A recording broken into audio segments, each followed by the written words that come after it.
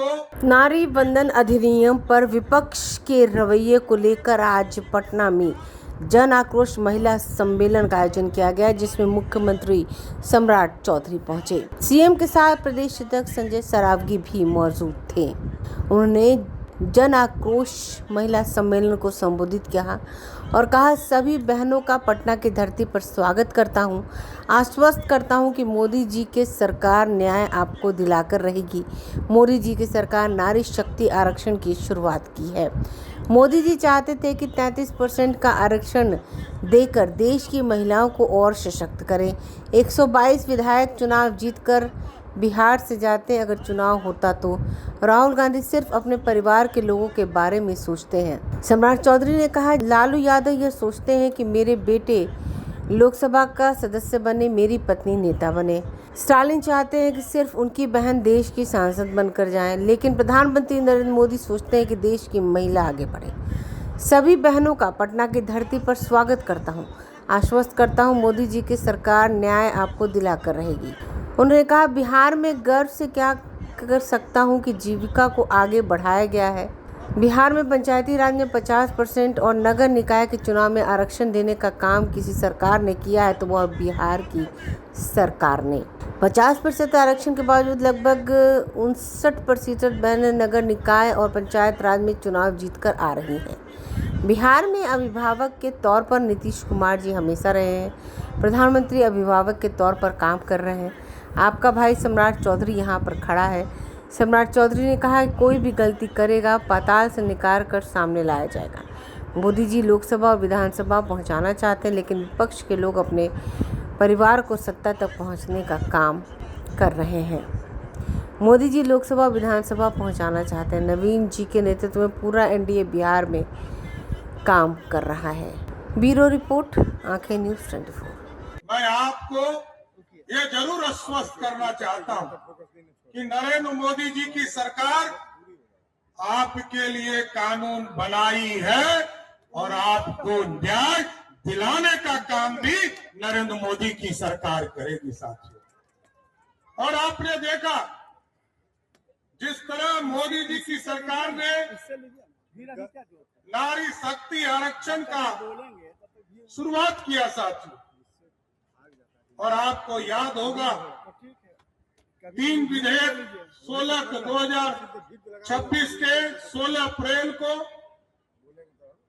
संविधान विधेयक के तौर पर लाया गया, परिसीमन विधेयक लाया गया और केंद्र शासित प्रदेश कानून संशोधन विधेयक लाने का काम किया, जो कि नारी शक्ति बंधन अधिनियम यदि हम पुराने स्वरूप में लागू करते हैं साथियों, आज से 50 साल लगभग 50 साल पहले 1977 में जब भारत की आबादी 70 करोड़ की थी, तब 543 विधान लोकसभा इस देश में हुआ करता था। आज मोदी जी चाहते थे कि 33% का आरक्षण देकर देश की महिला बहनों के लिए आज यदि बिहार में चुनाव होता नए परिसीमन में 2029 में और 30 में साथियों, तो हमारी जो महिला बहनें आज मात्र 29 विधायक है, वो सिर्फ 29 नहीं होती, कम से कम 122 विधायक चुनाव जीतकर बिहार से जाती। लेकिन कांग्रेस पार्टी के लोग, राष्ट्रीय जनता दल के लोग, राहुल गांधी चाहते हैं कि सिर्फ हमारी बहन प्रियंका गांधी देश में सांसद पहुंचने का काम करे। यहाँ पर लालू जी और उनके परिवार के लोग चाहते हैं दल का नेता बने, लोकसभा का सदस्य बने। बगल में समाजवादी अखिलेश यादव चाहते हैं कि सिर्फ उनकी पत्नी सांसद बनकर जाए। डीएमके के नेता चाहते हैं, स्टालिन चाहते हैं कि सिर्फ उनकी बहन कनिमोझी देश के सांसद बनकर जाए। लेकिन मोदी जी चाहते हैं कि इस देश में 272 बहनें लोकसभा में पहुंचने का काम कर सके। ऐसा भारत बनाना चाहते हैं, लेकिन लोगों की चिंता ये नहीं है, क्योंकि ये लोग तो सदियों से रोकते आए, कभी आरक्षण दिया नहीं साथियों, लोगों का सम्मान बढ़ाया नहीं। नारी का सम्मान किसी व्यक्ति ने बढ़ाने का काम किया तो वो नरेंद्र मोदी की सरकार है साथियों। और बिहार में जब आपने एनडीए की सरकार बनाया, आज मैं बिहार में गर्व से कह सकता हूं, जीविका समूह की बहनों को आगे बढ़ाने का काम किया गया। 1,81,00,000 बहनों को अभी तक मुख्य धारा में लाने का काम किया गया। और इसके साथ साथ बिहार में 50% पंचायती राज और नगर निकाय के चुनाव में आरक्षण देने का काम किसी सरकार ने किया तो वो बिहार की सरकार ने किया है साथियों। और आज गर्व है, जिस बिहार में 50% आरक्षण है, इसके बावजूद लगभग 59% बहनें नगर निकाय और पंचायती राज के चुनाव में चुनाव जीत कर आने का काम कर रही है। ये सबसे बड़ा लोकतंत्र की खूबसूरती है। लेकिन जरूर आश्वस्त करूंगा साथियों, आप लगभग 3 घंटे से यहाँ खड़े हैं और कई प्रश्न आपके उठते होंगे। इस देश में जहाँ माँ दुर्गा की पूजा होती रही, माँ सरस्वती पूजा विद्या देते रही, माँ काली असुरों शक्तियों का नरसंहार करते रही, उसी भारत में महिलाओं के साथ अपमान करने का काम, धोखा देने का काम महागठबंधन के लोग कर रहे हैं।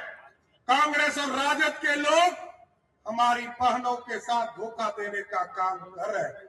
लेकिन मैं जरूर आश्वस्त करूंगा, आज मोदी जी, नीतीश जी और आदरणीय नितिन नवीन जी के नेतृत्व में पूरा एनडीए बिहार में काम कर रहा है।